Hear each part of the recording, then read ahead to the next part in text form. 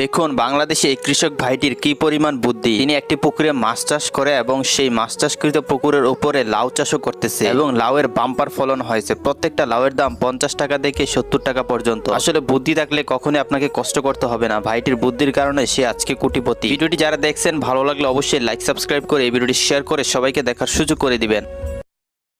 দেখুন বাংলাদেশে এই কৃষক ভাইটির কি পরিমাণ বুদ্ধি। তিনি একটি পুকুরে মাছ চাষ করে এবং সেই মাছ চাষকৃত পুকুরের উপরে লাউ চাষও করতেছে এবং লাউয়ের বাম্পার ফলন হয়েছে। প্রত্যেকটা লাউয়ের দাম 50 টাকা থেকে 70 টাকা পর্যন্ত। আসলে বুদ্ধি থাকলে কখনোই আপনাকে কষ্ট করতে হবে না। ভাইটির বুদ্ধির কারণে সে আজকে কোটিপতি। ভিডিওটি যারা দেখছেন ভালো লাগলে অবশ্যই লাইক সাবস্ক্রাইব করে এই ভিডিওটি শেয়ার করে সবাইকে দেখার সুযোগ করে দিবেন।